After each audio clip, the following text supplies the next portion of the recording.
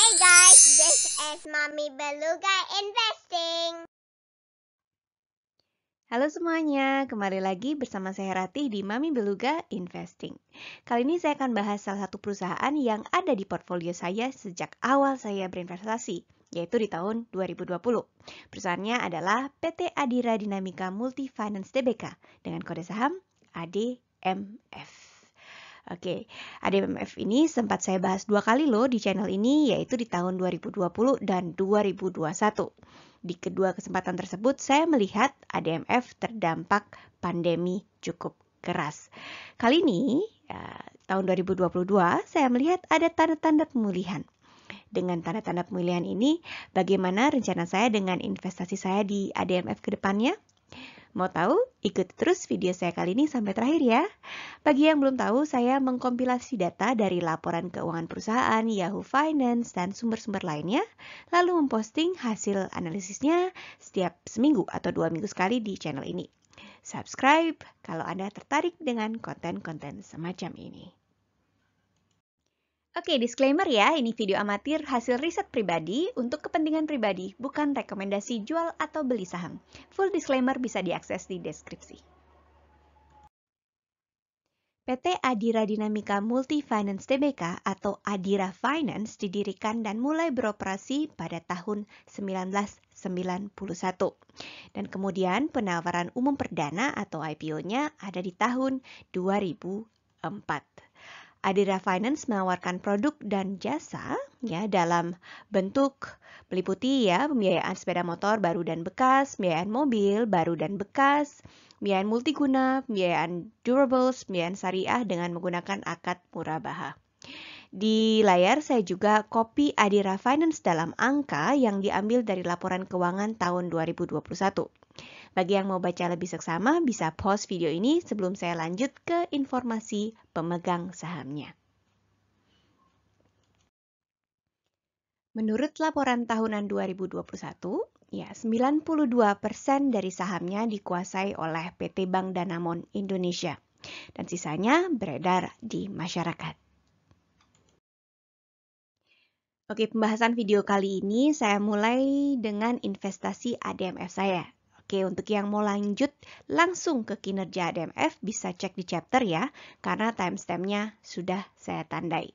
Buat yang mau tahu investasi ADMF saya, oke silakan ikuti penjelasan saya kali ini. Oke, sampai saat video ini saya rekam, saya sempat beli ADMF 2 kali, yaitu di bulan Agustus dan Mei 2022. Agustus 2020 dan Mei 2022. Di grafik bagian atas pembelian ADMF saya plot sebagai garis merah vertikal putus-putus. Dan di grafik bagian bawah pembeliannya saya plot sebagai blok merah negatif ya sebagai penanda dana keluar. Oke, keduanya sepertinya saya beli saat sedang di pucuk. Tapi bagusnya posisi saya sekarang masih juga hijau. Total saya beli itu ada di 1.592.000 yaitu 700-an ribu masing-masing ya. Tahun 2020 dan tahun 2022. Oke, nilai sekarang ada di 1.840.000. Jadi pertumbuhan nilai investasi saya ada di sekitar 15% on paper. Oke, kenapa saya bilang on paper? Karena sahamnya masih saya pegang ya, jadi belum jadi cash walaupun kelihatannya sudah naik. Berikutnya dividen ya. Selama saya pegang, saya sudah terima dividen sebanyak 2 kali ya, sebesar 51.300 di tahun 2021 dan ya 60.700 ya di tahun 2022. Itu artinya dividen yield real saya dari harga beli itu ada di 6,45% di tahun 2021 dan 7,63% di tahun 2022. Oke, lumayan bagus ya. Oke, tadi itu saya buka posisi saya di ADMF, sekarang mari kita lanjut ke kinerja ADMF. Oke, pembahasan kinerja perusahaan saya mulai dengan EPS atau earning per share atau dalam bahasa Indonesianya itu laba per saham. EPS saya gambarkan dengan nokta merah yang dihubungkan dengan garis merah. Karena laba tahun 2022 belum full, jadi saya lambangkan dengan nokta putih dihubungkan dengan garis putus-putus. Oke, sekarang kita lihat ke layar, kita lihat sejarah pergerakan laba per saham atau EPS-nya ADMF. Laba per saham ADMF sempat jeblok di tahun 2014 dan tahun 2015.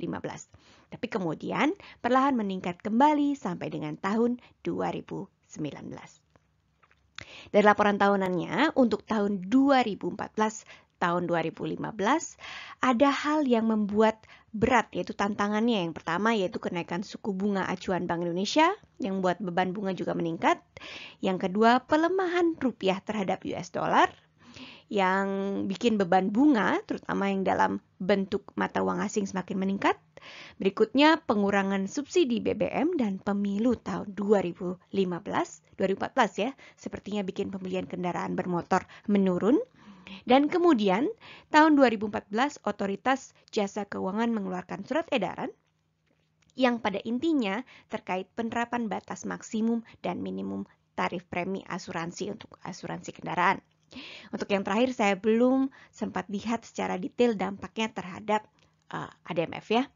Oke, kemudian tahun 2020 ya, laba perusahaan jeblok lagi yang berkaitan dengan situasi pandemik COVID-19. Kinerja perusahaan kelihatannya mulai pulih kembali dari tahun 2021 dan kemungkinan besar untuk tahun 2023 juga. Di sini saya plot 2022 saya sebagai noktah bolong ya, noktah putih ya, karena belum tutup buku seperti yang saya sudah sebutkan sebelumnya.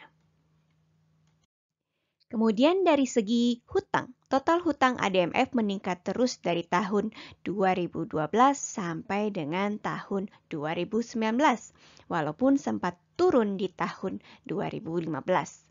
Total hutang ADMF dari tahun 2020 sampai dengan kuartal ketiga 2022 kelihatannya turun drastis.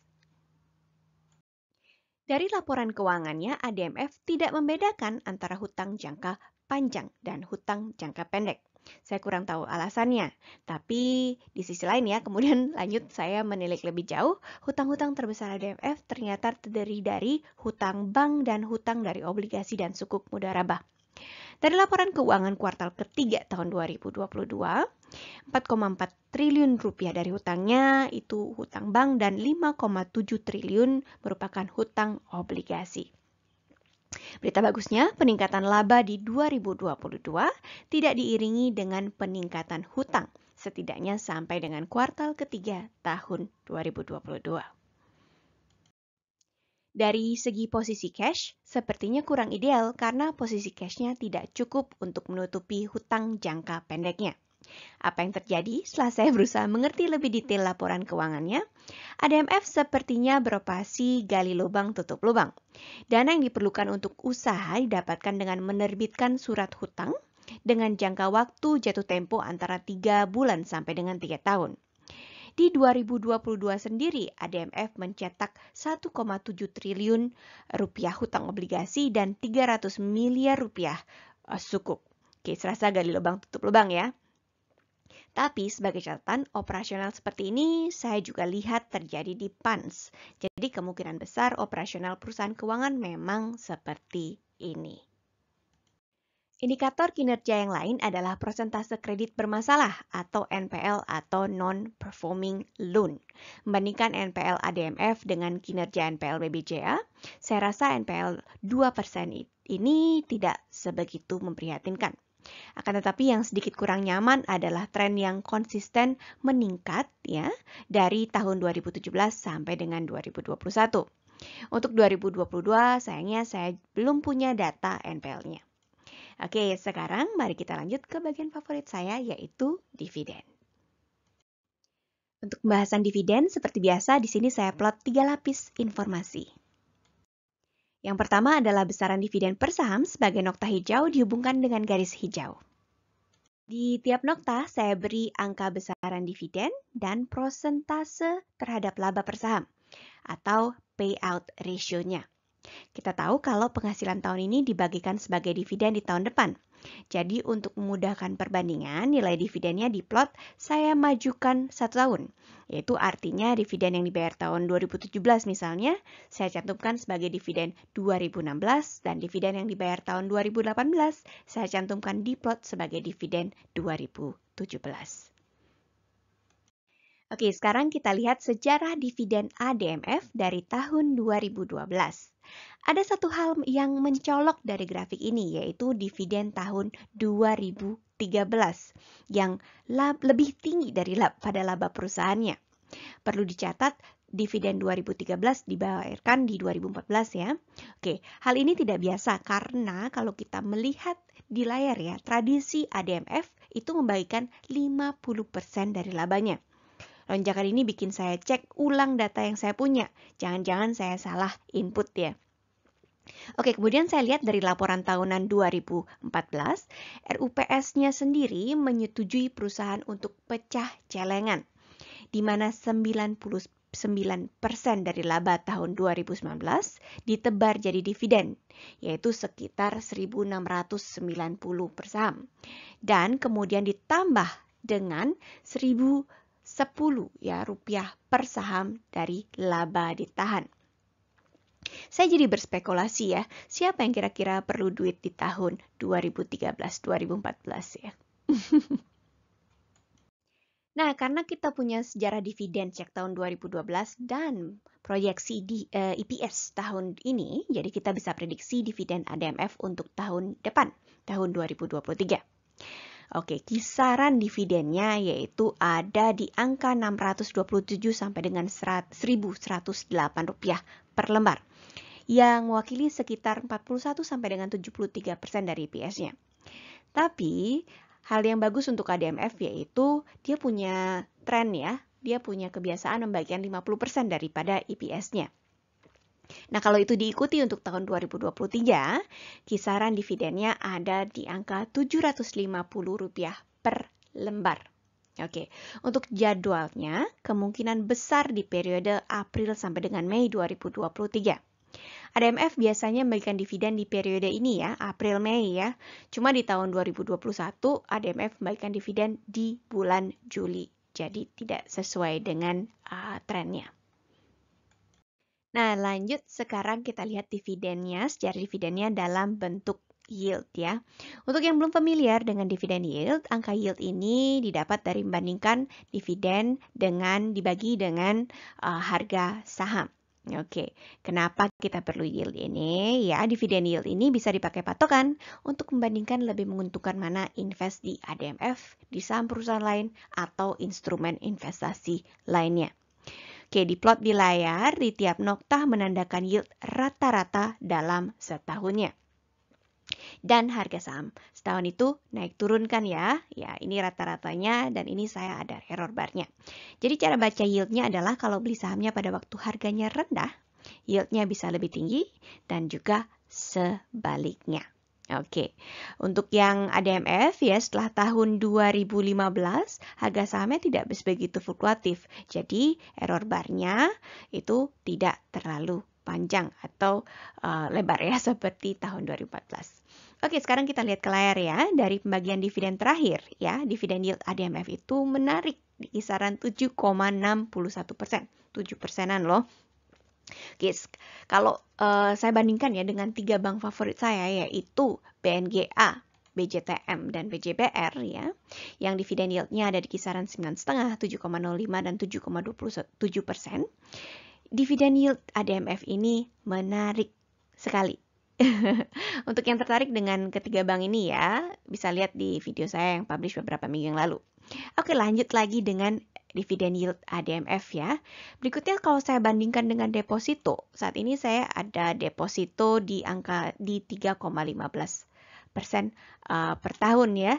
Jadi angka 7,61% ini sangat menggiurkan. Oke, sekarang lanjut kita ke harga wajarnya.